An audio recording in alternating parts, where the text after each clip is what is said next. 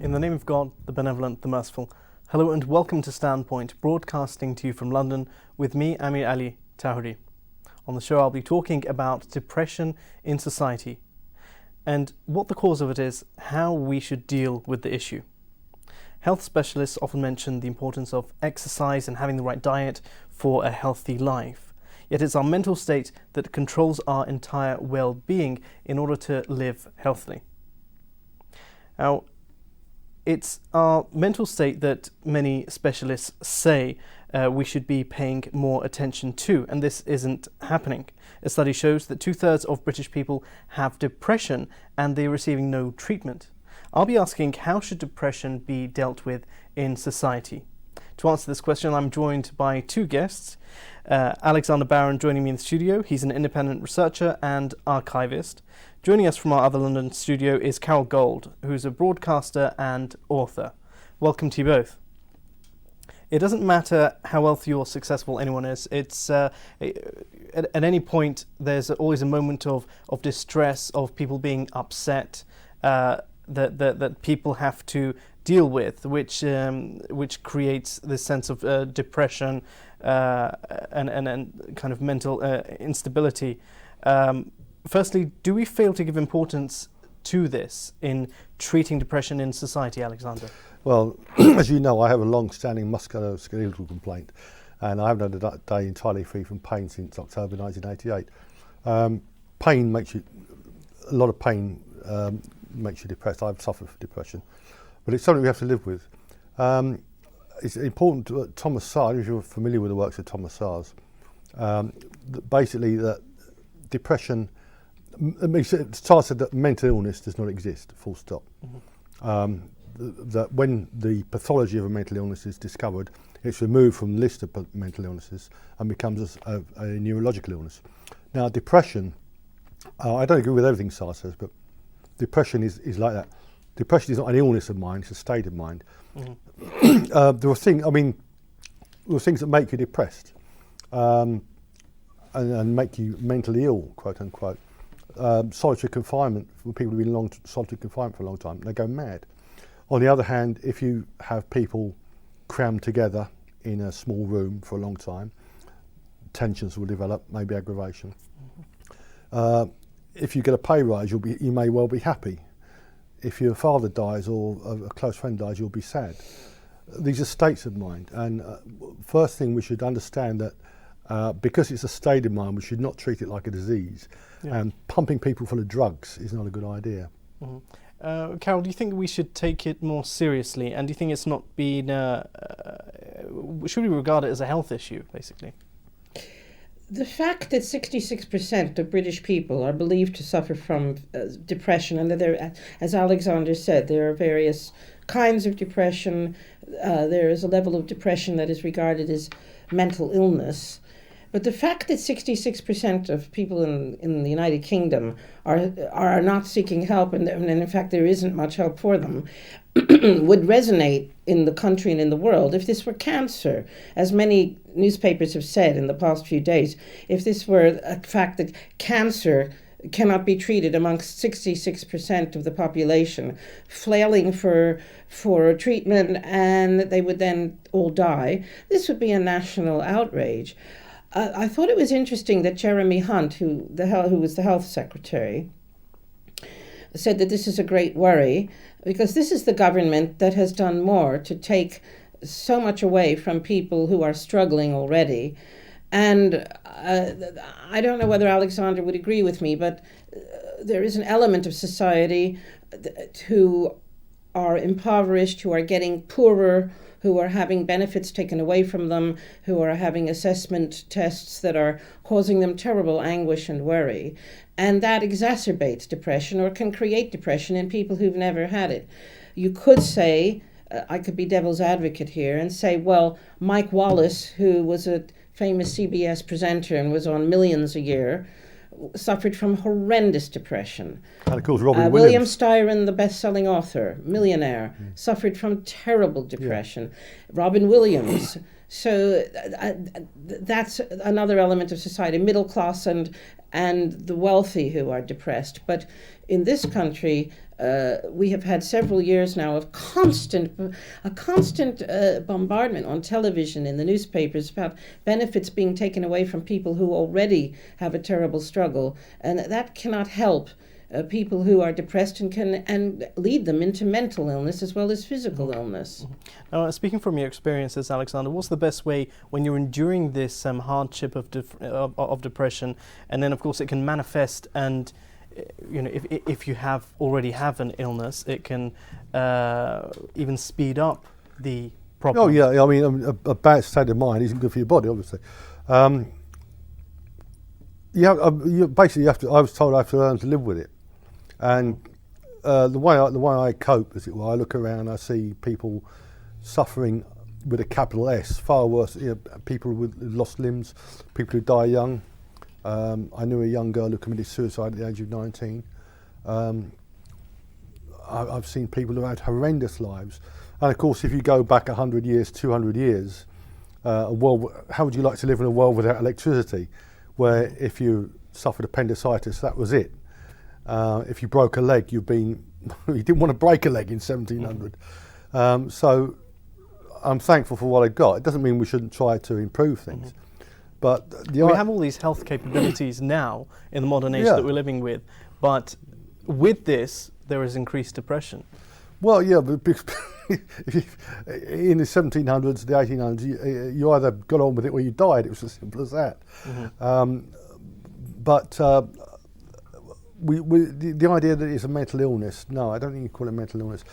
Certainly treating it with drugs is very dangerous because, I take painkillers as a lesser of evils. But, alcohol is the big one. Alcohol loosens people's inhibitions. Some people makes them happy, some it makes them aggressive. People smoke all sorts of substances.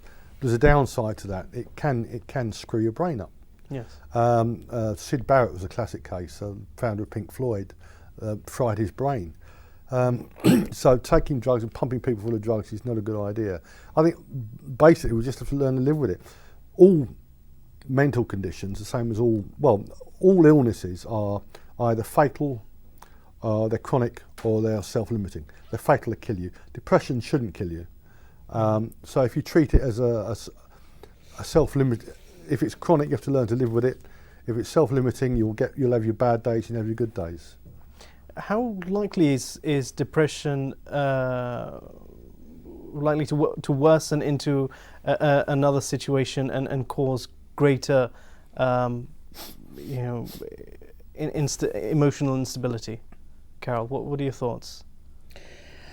Well, again, I say that emotional instability, depression, it's a very complex subject because some medical experts have said that depression within families, that an inclination towards depression can be inherited, that it can be considered a genetic condition. But I agree with Alexander that treatment with drugs is just about the worst thing. More recently, there has been a theory that exercise, human contact, getting out into the world, leaving your home and being in social groups can help. But when you're in deep clinical depression, most people just want to sleep all day and get up at 5 o'clock in the afternoon and if they eat, have breakfast then. So it's a complex situation. It's a complex condition. Yes. And as I said before, my GP actually told me about a year ago that, because I'm chairman of the patient group at my surgery, so we discuss issues like this, and she said that in the past 4 or 5 years, since the meltdown, the financial meltdown, and since this government came in, she has so many patients who tell the receptionist, I'm coming in because I have chronic headaches. I'm coming in because I have palpitations. But once they get inside the door of her clinic, they say to her, I'm about to lose my home. I have creditors ringing every 5 minutes. I'm so depressed. I'm so miserable. So there are external conditions that also exacerbate depression. And we have a very serious problem in this country and in the United States and in most of the developed world and in further afield in the Middle East, in countries all around the world where conflict, war, and financial deprivation, losing your home, can bring on the most severe depression and suicide. Oh, I did mention before myself that I said it's mental instability. As you said, that saying it in that way or giving it that meaning is probably wrong, because we are affected by depression from any kind of experiences, bad experiences that we may have in life that can constrain us into being able to be mentally, physically more active. Talk me through some of the things that, Alexander, that you've experienced in enduring. I mean, it can be terrible. As Carol says, you just want to sleep all day. You don't want to do anything. I've had when I was young. I mean, I shouldn't really be here actually, because when I was 19, I took a massive just before my 20th birthday. I took a massive overdose, which would have. Somebody up there wanted me here, so that was for entirely different reasons. Lots of people have this, but we have to either live with it or it kills us. Now, say, as Carol pointed out, there were some extreme cases. I mean, probably the most extreme, bizarre case was Andrea Yates, the American woman who drowned her 5 children in the bathtub. Mm-hmm. I mean, that is inexcusable. But that's probably the extreme case well, of where it drives you to do. But you just have to. I got by thinking of the people worse off than me, so I should do what I can. Mm-hmm. Something else I've noticed is that people under pressure don't have time to be depressed. I mean, people in Gaza, people in Syria now. You know, if you're in conflict, if you're active for whatever reason, you don't. It's only afterwards it hits you, and you find this with soldiers in the First World War. I mean, they'd be on the front and then they come back and they develop shell shock and depression and such. Well, there's another kind of pressure. May I interject? Yeah. And I laughed because I thought you meant the bank executive or the television executive or the accounting executive on $1 million a year or $10 million a year. Sadly, we've read recently about youngsters of 25, 27 years old who throw themselves off buildings or commit suicide because the pressure of work. So that's the far other extreme from Gaza or Syria, is that the pressure being put on young people nowadays to hold on to their jobs, particularly to the young, can lead them to suicide, to terrible depression. That is stress. Some people thrive on stress, others don't. If you thrive on stress, you should work in those sort of jobs. If you don't, find something. I like to do things at my own pace, and I don't usually lie in bed till 5 in the afternoon. But I keep odd hours, keep irregular hours. What are the number of things that can, of course, as I mentioned in the introduction, and as you rightfully mentioned, both of you, is alternative ways in getting through these depressing times and these hardships, from changing your food diet to going out more, you're exercising, but can this be a sustainable solution? Is what I'm trying to say. Well, keep it active in the long run. It can't be bad. You know, if use it or lose it, basically. Mm-hmm. No, I mean, I'm not a great exerciser, but it can't do any harm. How important is something like faith? Well, you're talking to an atheist. Your religious belief. You're talking to an atheist. Someone who yourself, you say you're an atheist, you don't believe in God, but in order to get through, the hardships. Well, I have goals. People have goals. As I say, I always think there are people far worse off than me. When I see a young girl who had her arm ripped off by a shark at the age of 13, Bethany Hamilton, when I see kids dying, when I see people struggling with all sorts of problems, I think, well, if they can do that, maybe I shouldn't be such a crybaby. Mm-hmm. But say it is. I mean, for Robin Williams to kill himself at 63, he'd been in treatment for a long time. So I wonder if that killed him, contributed to it. What are your thoughts on this, Carol? What about faith? Yes, this is something that we discussed before we were preparing for the program, and it was a very worthwhile addition to what you provided us in preparatory information. It wasn't something that I had thought about, but having read about it over the past 2 days. It's interesting that statistically it is proven that, particularly amongst older people, that people who go to church, the mosque, the synagogue, the temple, seem to experience less depression. Part of it is the fact that they're all coming together in one group. They're talking, they're not tweeting, they're not Facebooking, they're not emailing. They are having contact with one another. They go to a service, they hear an interesting sermon, then they have something to eat or drink. My local church, the Baptist Church in St. John's Wood, they have a meal at lunchtime, then they get together afterwards and discuss politics or issues that worry them, and then they have tea. And I've seen one person locally, because I do a lot of voluntary work locally, who came out of severe depression and now can't wait to go to the Wednesday event. They visit the synagogue across the street. They visit the mosque in Regent's Park. So I think that faith has a big there's a big element there of helping with depression. By the same token, the British journalist... Why is that? Is it the feeling of hope that is given to the person? Well, I certainly feel that amongst the Roman Catholics that I know, there is a tremendous feeling of hope. That's the one group locally who I feel have a wonderful community, a communal connection. They go to Mass every day, so they see one another every day. And they go to see the priest, they go to confession. So there is something to say about constant contact with the faith group. I would like to mention on the other side that Yasmin Ali Brown said in a column about 5 years ago that one of the things that worries her in the Muslim community is the arranged marriages.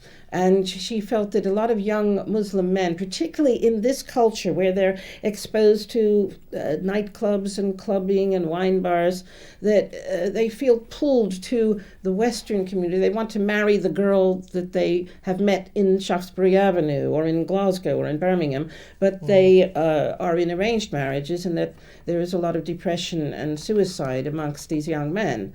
So that's the other end of the faith issue.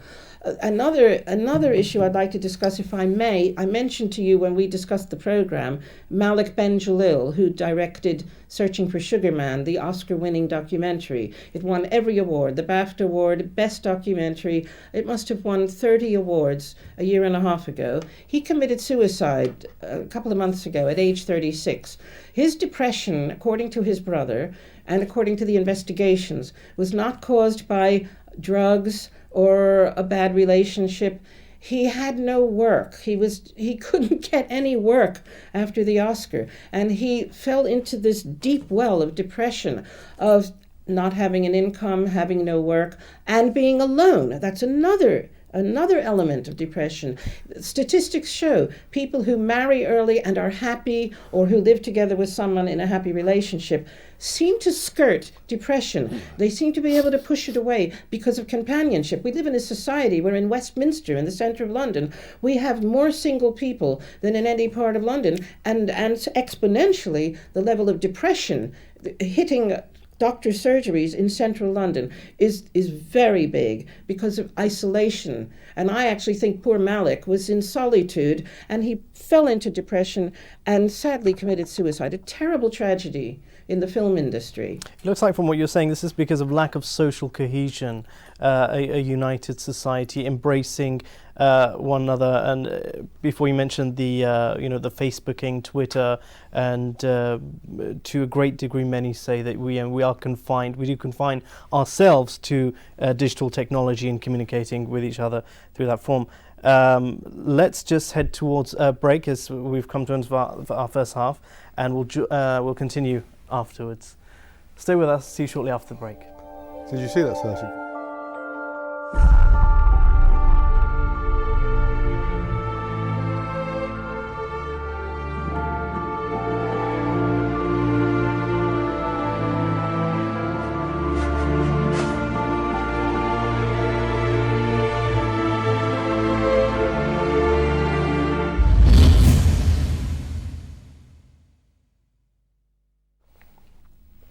Welcome back to Standpoint. We're talking about how to deal with depression in society.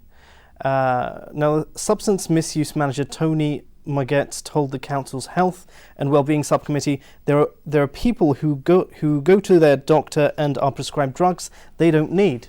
Now, there's widespread misuse of painkillers in medication prescribed by GPs. What are your thoughts about that? Probably true, yeah. I take mine for bona fide reasons. Either you live with pain or you take painkillers. Drugs that for depression, or any medical condition, any so-called mental condition, I would advise strongly against it, because you don't want things interfering with your brain.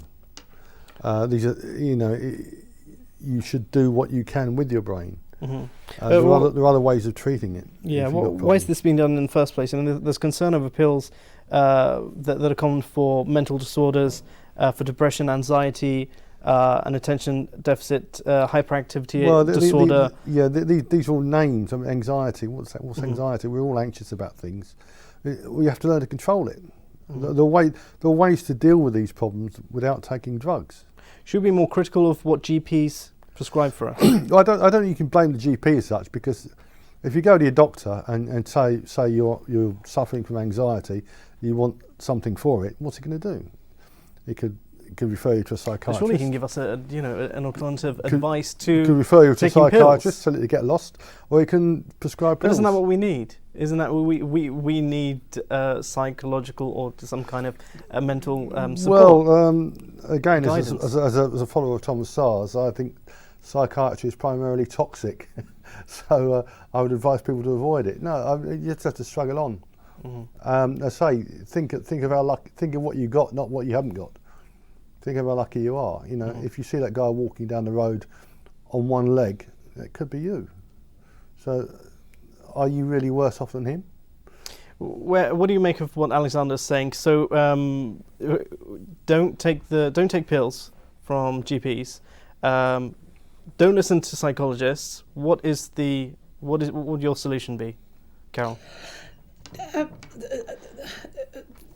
have never taken any kind of medication for depression. Thank God, it's an area that I mean, we all suffered depression. I suffered depression when I lost both of my parents, and my colleague at Anglia TV, I lost about 8 people in the space of about a year. And it was pretty tough to deal with, but I suppose my DNA is such that I didn't get plunged into depression. But there are 2 areas here that have been discussed recently in the press this week in August, that it's believed that some sort of forms of depression are caused by inflammation, and some doctors around the world are trying to treat people with ibuprofen, aspirin, with anti-inflammatory drugs. But I would say to Alexander that if you believe that these drugs, any of these drugs, even something as simple as aspirin or ibuprofen, can make things worse, and that some psychologists or counselors can make things worse, I won't dispute that. There are people I know in my community who have actually got worse after seeing a psychiatrist, a psychologist, or a counselor, because the elements that are making them depressed are so complex that they start getting into discussions about so many extraneous issues in the person's life that it clutters up their brain and exhausts them and makes them feel even worse. I know this from experience, being a volunteer at the local hospice. But I'd like to bring in 2 other elements, if I may, briefly, that we haven't discussed. One is bereavement, depression caused by bereavement, and the other is postnatal depression. And this is a terrible condition that women suffer all around the world, in the developed world and in the third world, that still it's an anomaly. And there isn't enough treatment, there isn't enough counseling, I hate to use the word counseling, but help and guidance for women after birth. Some women are plunged into suicidal depression. The other is depression caused by bereavement, that you can go to the best bereavement counselor, but after bereavement, one of the most important things is companionship, eating well, and, of course, having enough money. There's the irony. We talk about going out. Yeah, if you've got a good salary coming in, you've got money coming in, you can go to the theater, you go to the ballet, you go to a football game, you go to cricket, you go to a great restaurant. But as I've said in the beginning of the program, and I hate to keep repeating myself, that people with financial troubles can't go out.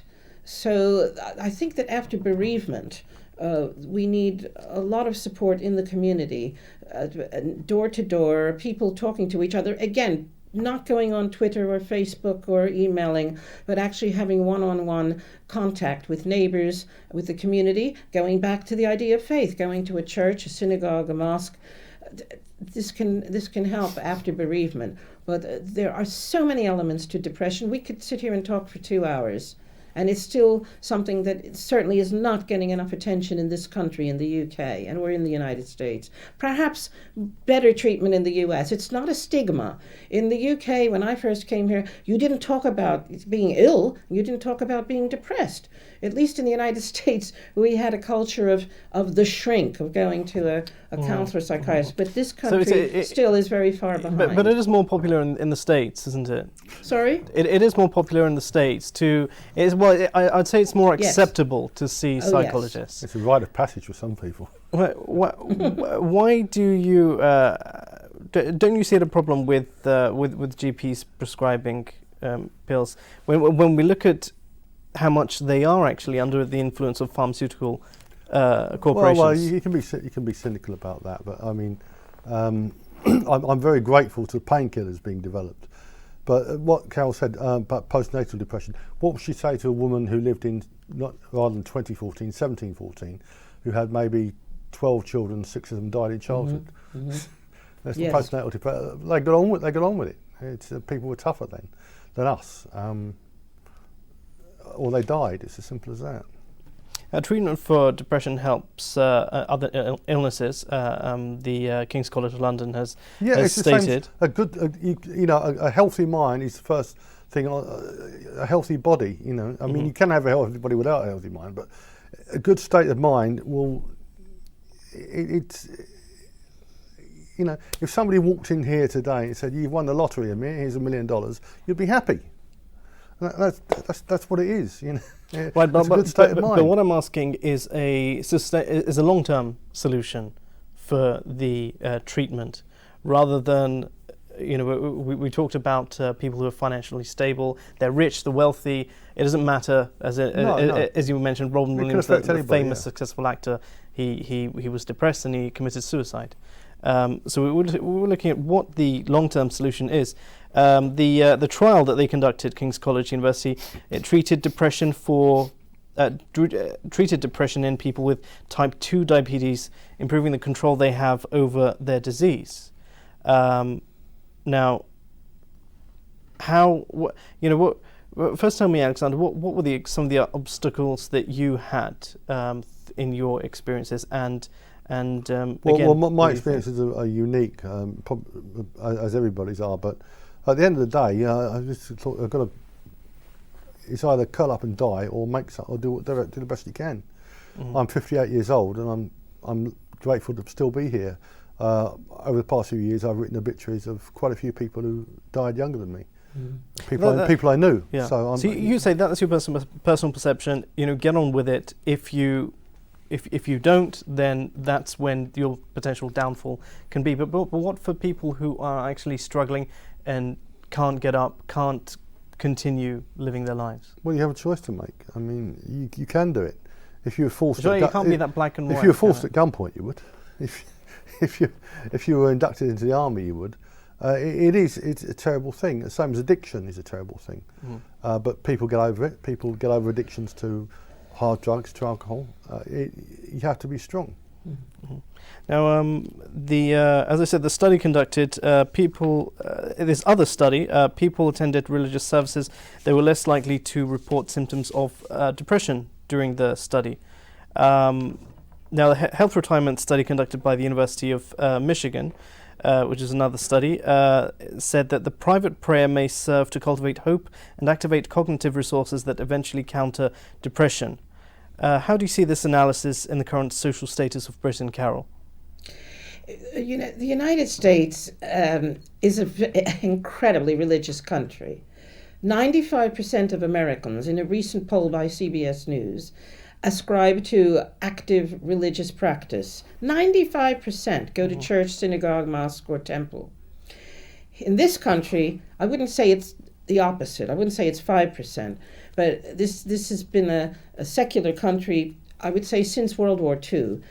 The huge success of Richard Dawkins is an example of how from this country has come a very strong atheist and secular movement. And I wouldn't say anti-religious. I don't like to say that Richard is anti-religious, or anti-religion. But I wonder if exponentially the feeling of moving away from religion, moving away from faith groups and private prayer can perhaps exacerbate depression. But it is certainly, there are two things about the United States, as we mentioned before, that in the years I was growing up, it was okay to say, oh, you're depressed for a parent or a relative. I'm feeling terrible. I need to see a therapist. People would sit at dinner parties and talk about seeing a therapist.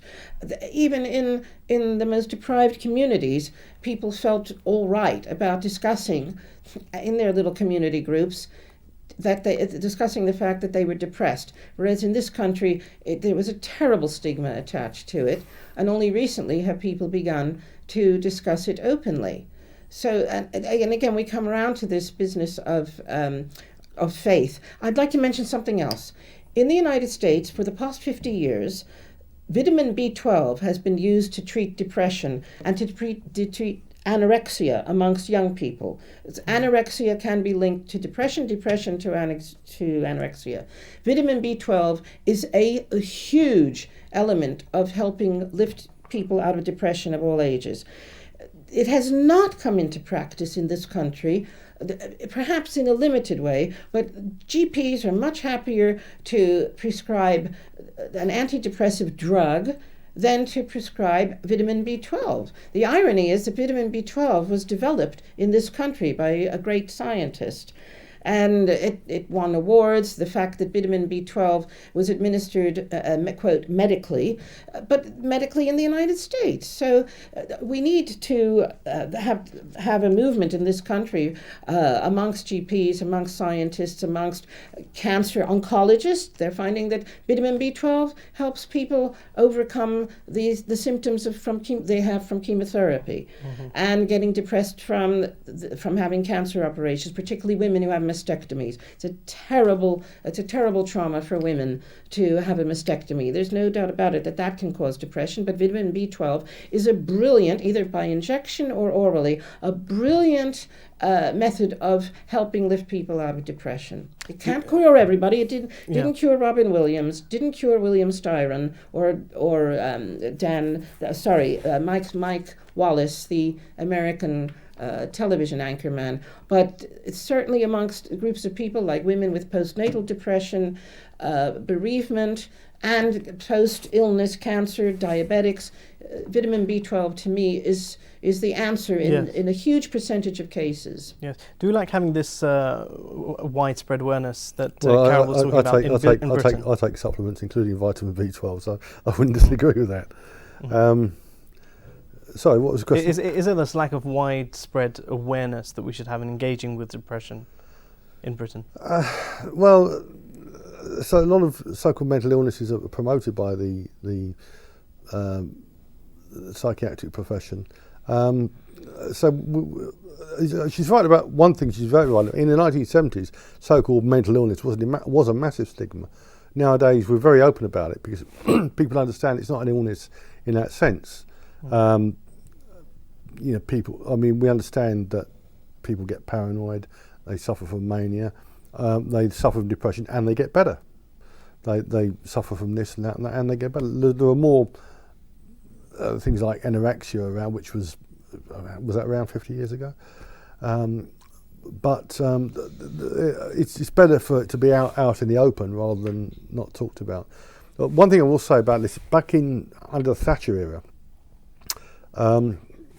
you had lots of people locked away in so-called psychiatric hospitals, and they introduced this thing called care in the community, which I thought at the time was a cynical attempt to save money.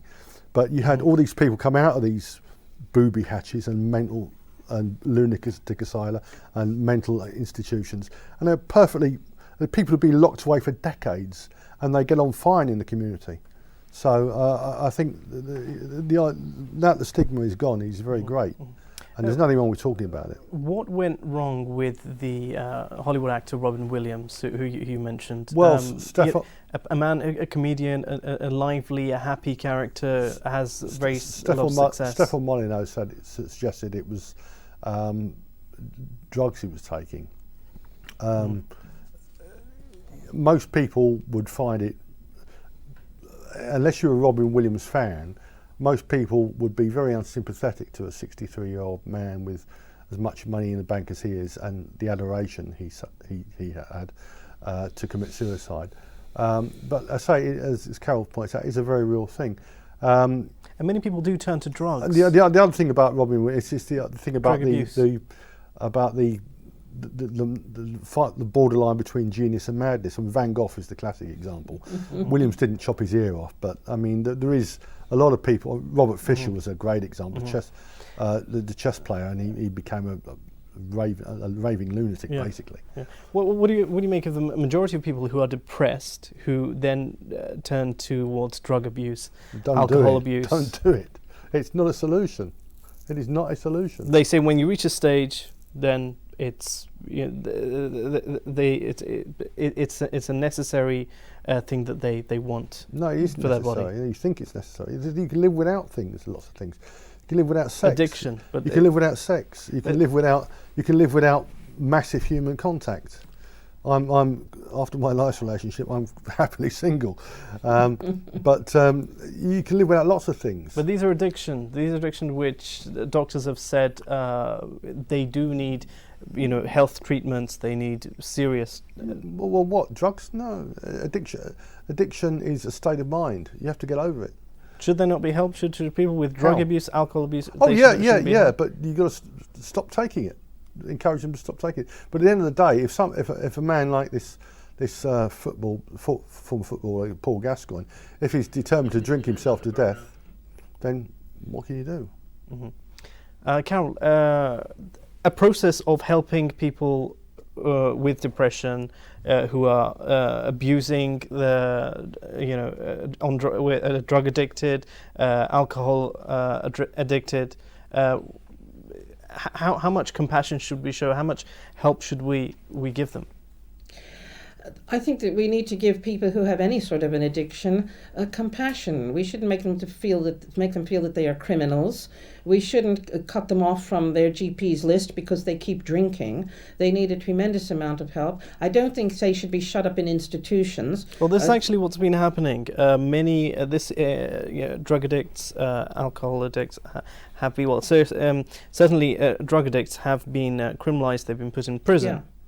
Yeah, and that doesn't help. It just exacerbates the situation, makes it worse for them, and can often result in suicide or violence or murder, or when they come out, they're more violent than when they went inside. One issue we haven't discussed in terms of alcoholism, drug addiction, is obesity. So there is a terrible irony about this, because there are many people who manage their depression by overeating. Then they go out into a social situation and they're yelled at by all their skinny friends and by all the fit cyclists or friends who cycle and swim. Oh, you've got to lose weight. So they go home and they get more depressed, so they eat even more. And this is something that I'm glad to see is being handled better in the community, in the medical community, that GPs are dealing with this and not making obese people feel that they are some form of addict or criminal.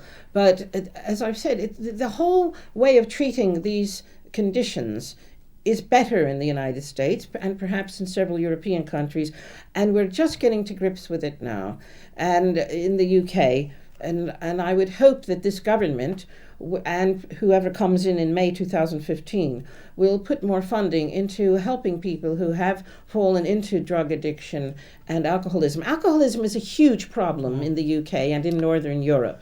And it's something that I find very disturbing. Also, in the past 20 or 30 years, young people go out and they have credit cards with limits of £10,000, and they're able to drink all day and drink all night, buy bottles of wine, and that didn't exist 20 or 30 years ago. We'll have to wrap it up there. Thank you, Carol. Thank you, Alexander. It will be interesting to see on the next election. Deputy Prime Minister Nick Clegg has said that he won't put drug addicts in prison and instead engage more with therapeutic services. So it will be interesting to see how that develops. Thank you for watching. Send your thoughts and emails to standpoint@sahartv.ir. See you next time on Standpoint. Goodbye.